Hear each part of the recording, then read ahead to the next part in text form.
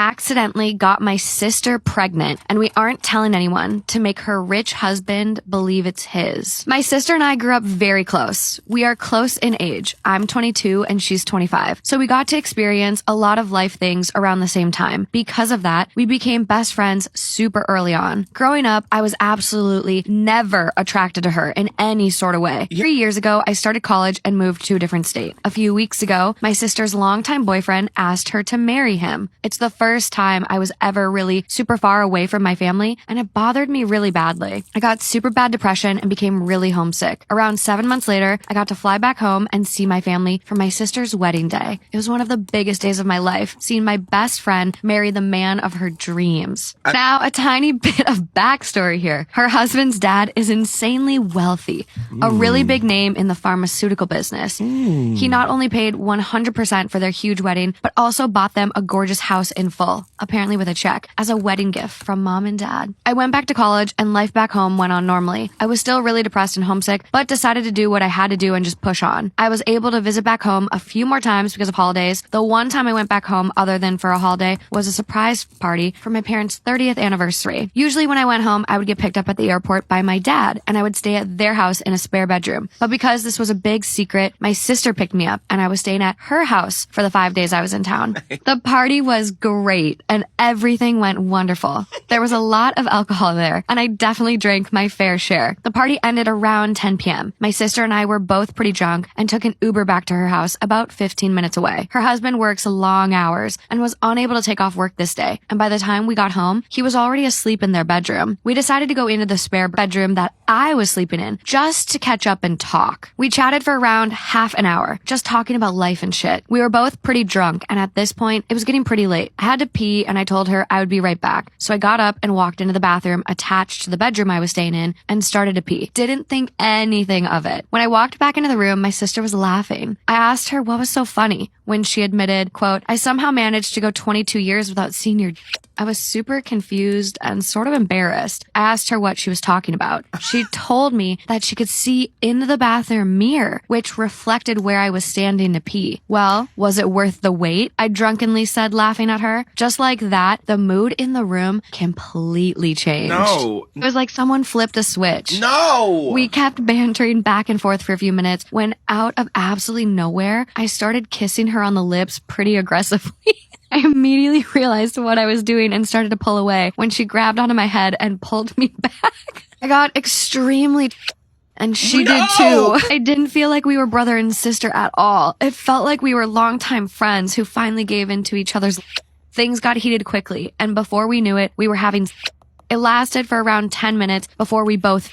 We laughed it off nervously and got dressed quickly. We chatted for just a little bit longer before finally deciding to call it a night. It felt so wrong and weird afterwards. The rest of my trip was super awkward. Us having to pretend that everything was normal, with this being the biggest thing on our mind, was challenging. But before I knew it, my trip was over and I went back to college. Weeks later, I received a text from my sister asking if I had some time to talk alone. My heart sank because I knew it was going to be about that night. I put it off for hours before finally calling her. She called me to tell me that she was pregnant and she's 100% certain that the baby is mine. I was speechless. I wasn't expecting something like this at all. We talked and tried to figure out what we should do. We were concerned in a situation that was so above our heads that we couldn't even figure out where to start. Abortion came into discussion multiple times, but neither of us wanted that. We decided that it would be best to act like her husband is the father and raise it like that, so without ever telling anyone because of how wealthy his family is. She is due the week of June 10th. Absolutely no one knows or has even the slightest clue. This is a secret that my sister and I put our life on to protect. Things will never be the same between us. The last handful of months, I've become a heavy drinker and party goer and failing almost every one of my classes. It's messed me up a ton. It's going to be super weird whenever I have kids now too. It's so weird how quick a dumb decision could change the rest of your life. The end.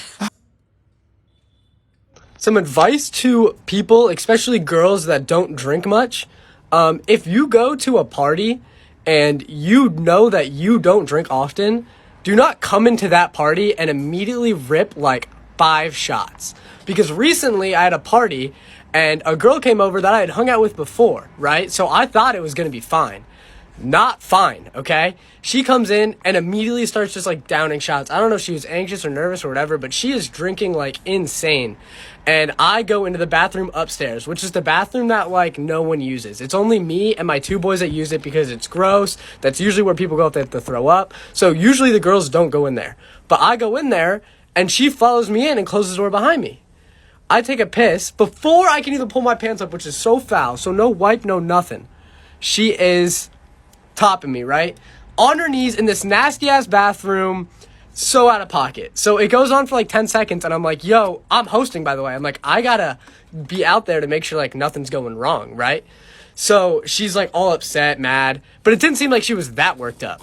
So I go out, and right when I go out, there's a girl throwing up already. This is early into the night, already on my couch. And I knew this is another girl that should not be drinking the amount she's drinking. And you might be saying, why don't you monitor the... It's not my responsibility. If you are over 19, you should know, okay? That's not my fault, all right? I'm not serving you these shots. You're pouring them, okay? So she's throwing up, and then when I go over to help her, I hear screaming back from the girl that was just in the bathroom with me. And she's like crying, she's in tears, everyone's around her. I'm like, why are we comforting the crying girl and not the girl that is blacked out on my couch right now?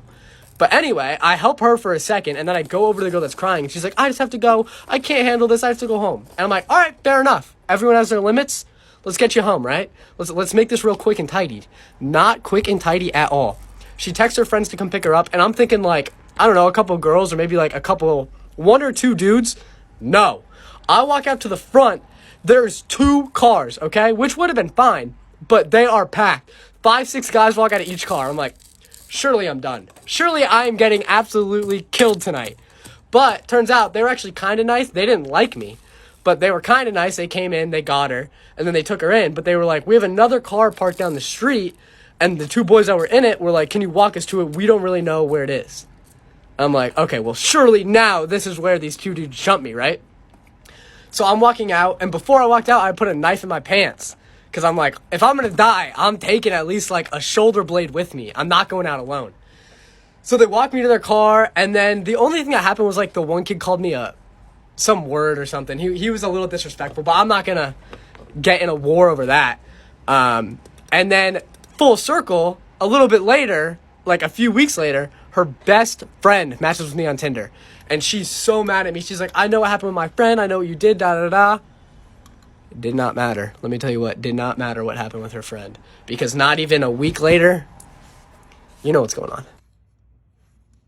This is probably my craziest travel story. So I went to Europe back in September, and 24 hours before my flight, I got online, checked in for my flight, everything went through as expected. The next night, I get to the airport for my flight. I have a 10-hour flight and then a layover. And just to be safe, I decide I'm gonna go get a paper boarding pass, because what if, the phone charger doesn't work on the plane or something and my phone dies and then I land in Europe and I don't have a boarding pass. Paper boarding pass comes out successfully. I go through security, all is well, and I head to my gate. By the way, if you don't have this BK Beauty brush, you need it. It's life-changing. When it's time to board, I board with my section, scan my boarding pass, get on the plane. I get to my seat. I put my luggage up above in the overhead compartment. And then because I'm in one of those rows, in the bigger airplanes where there's a bunch of different sections, and the first row of a new section is like way bigger. There's no seats in front of it. That's where I was sitting. So I knew that because of that, I was required to put my personal item up above as well, which I did. But I also kept a few things down below. Then a flight attendant comes over and says, you have to put all your stuff up top. I've already made friends with the people next to me, and the wife's already standing. She's like, do you want to just hand me your stuff? I'll put it up with ours. And then once we're up in the air, I will get everyone's stuff down and I'll give it back to you.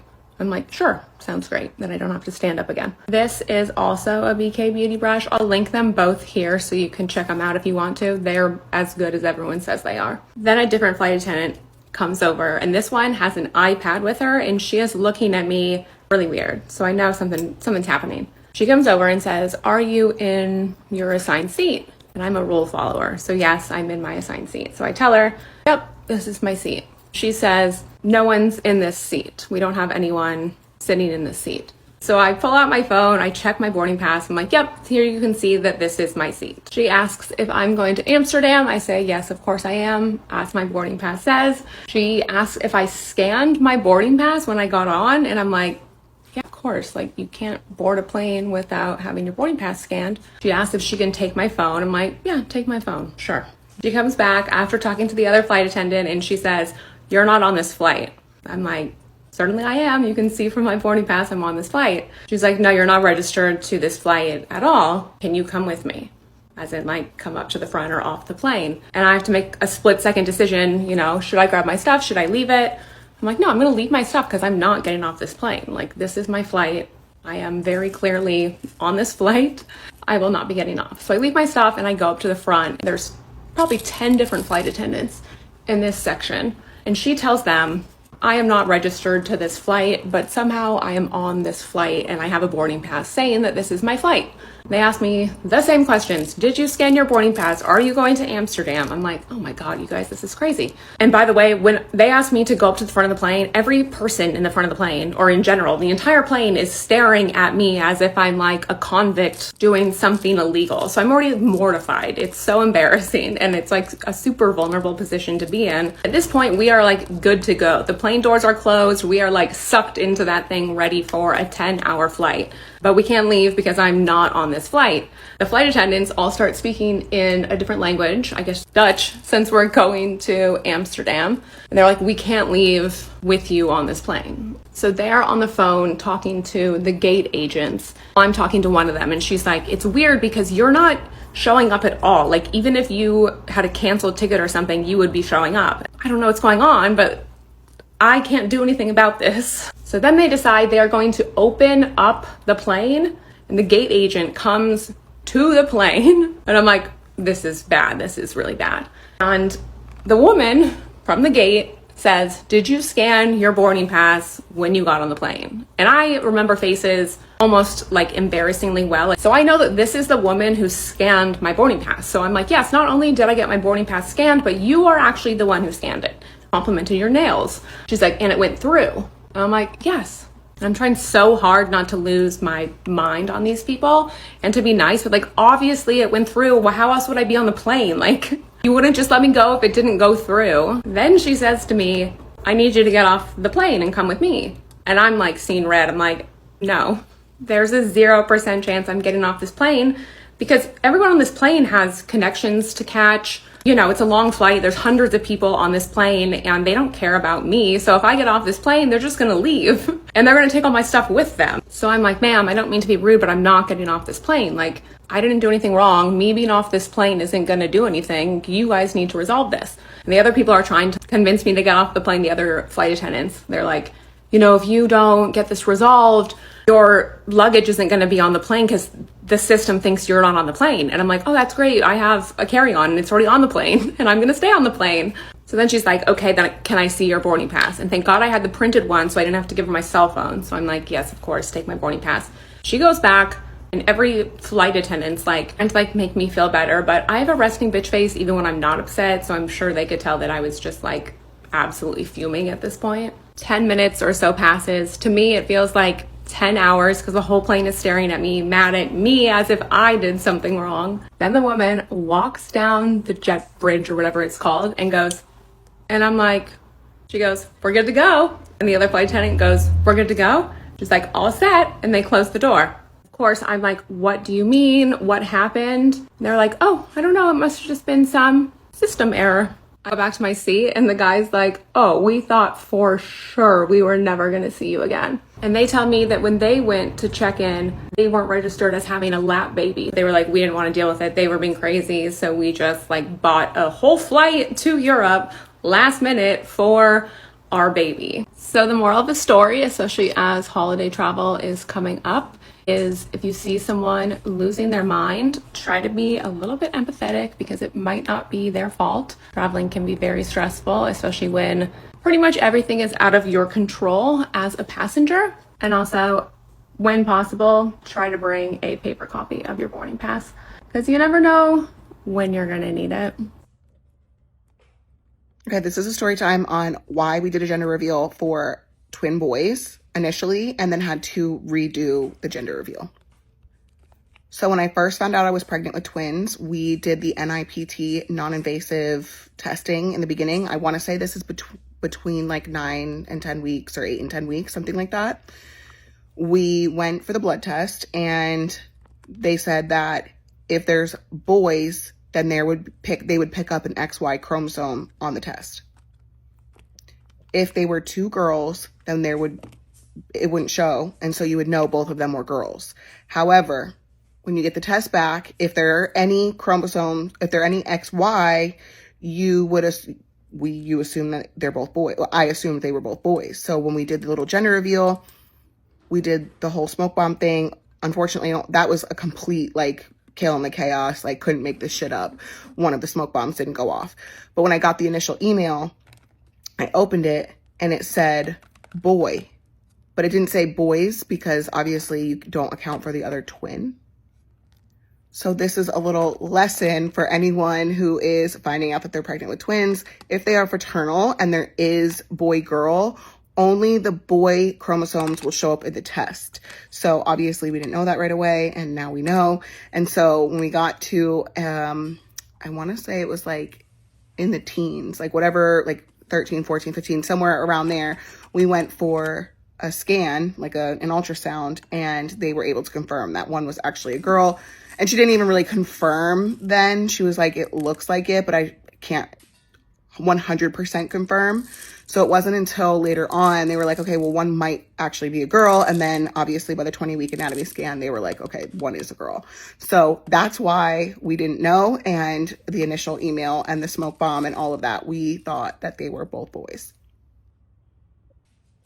Am I the asshole for canceling vacation less than 24 hours in due to my kids' behavior? My husband and I have 3 kids, 9 male, 8 male, and 3 female. The boys have been driving us crazy. They fight like cats and dogs. We've had countless talks with them about respecting each other to no avail. I understand sibling rivalry, but it's gotten to the point it's disruptive to all of us every day. I already told my husband last week I wasn't sure if the vacation was a good idea. My husband shut me down pretty much immediately, and things went ahead as planned. First of all, the 3.5-hour car ride was predictably hell.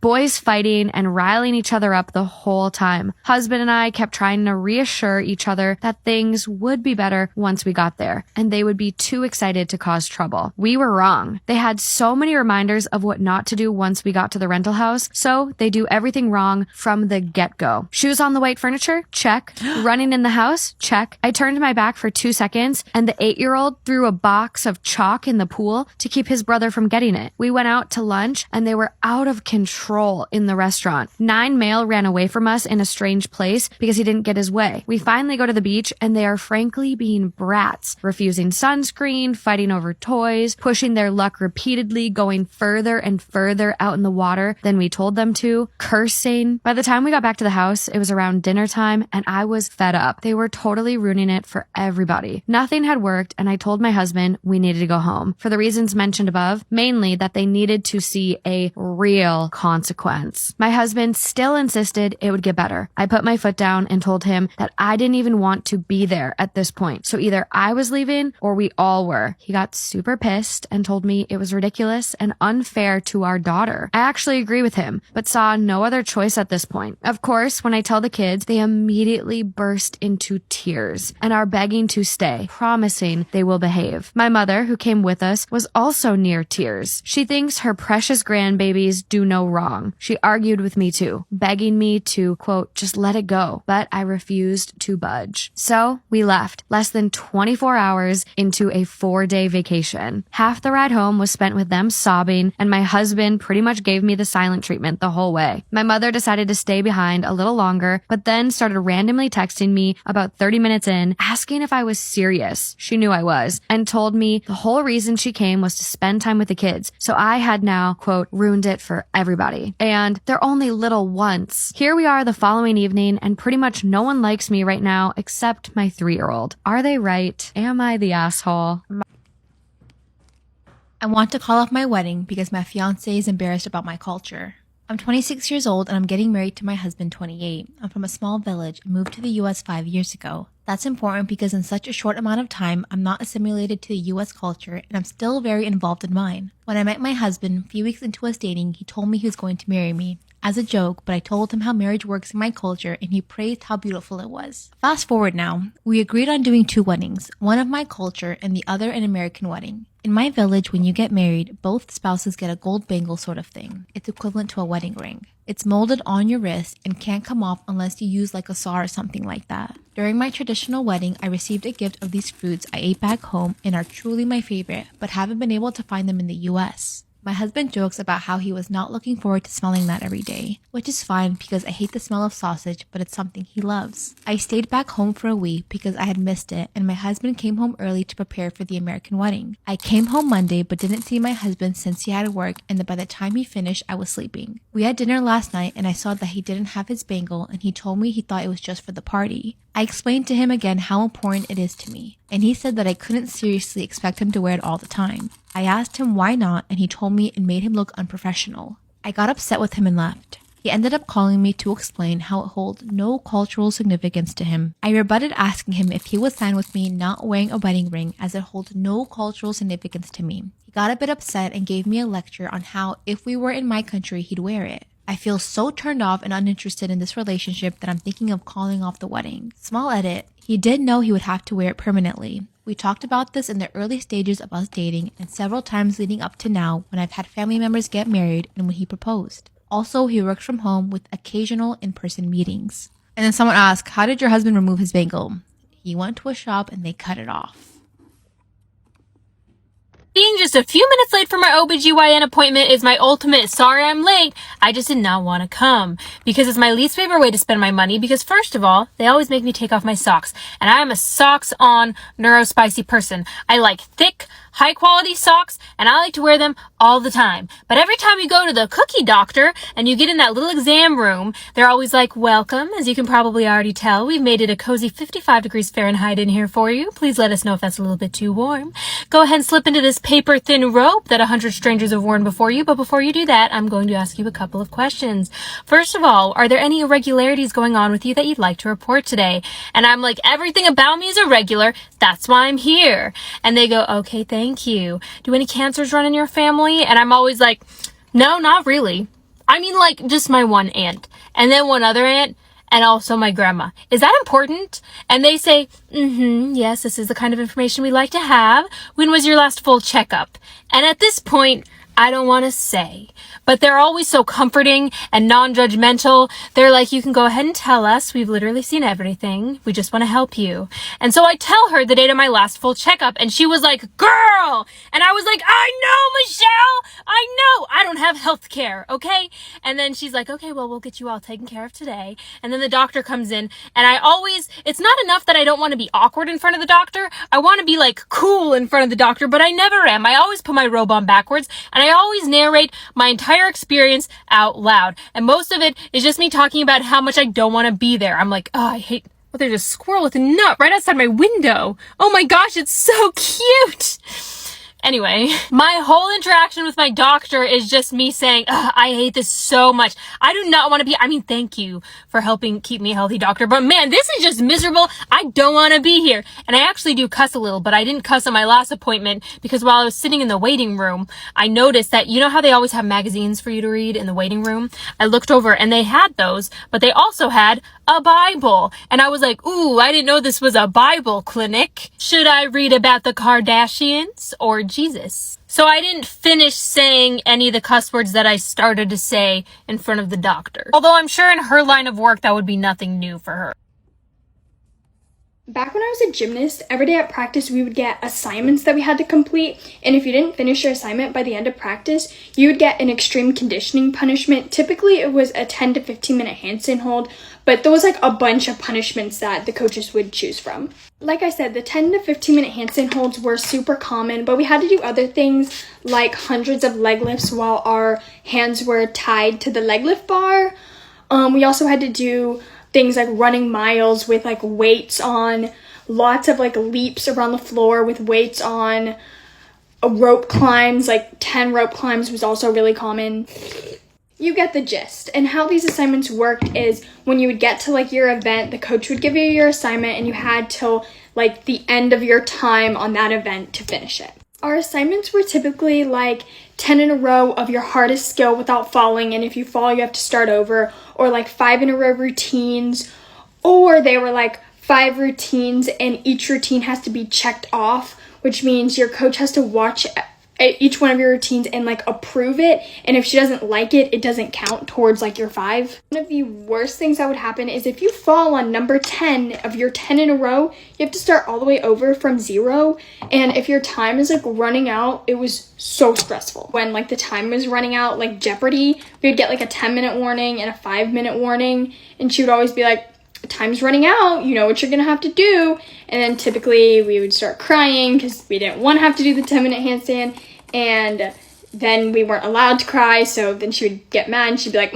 I saw a tear fall, I'm adding 5 minutes, and then you'd have a 15-minute handstand hold, or she'd be like, now you got 2 miles to run. And this would happen on like every event. So if your first event was beam, you didn't finish your beam assignment, then you did your punishment, like let's say a handstand hold, then you would go to floor and you'd be late to floor because you had to do your 10 to 15 minute handstand hold, and then you would get to floor, and if you didn't finish your floor assignment, you had another punishment. So if there were days where you were like not finishing a lot of your assignments, you could do like in total like a 30-minute handstand hold or have to run like 3 or 4 miles. There were different places that we had to do the handstand holds, and some of the places it was like so hard to stay in your handstand, and if you fell, you just had to start completely over your entire 10 minutes or whatever. But I can make a full video about that. And at the end of the day, when practice was over, if you didn't finish your assignment, a lot of times they would keep you there until you finish. Like sometimes you would be there for like an hour and a half after practice ended. That's why when I hear the word gymnastics, my entire body has a reaction. My heart starts beating out of my chest. I start like shaking and sweating.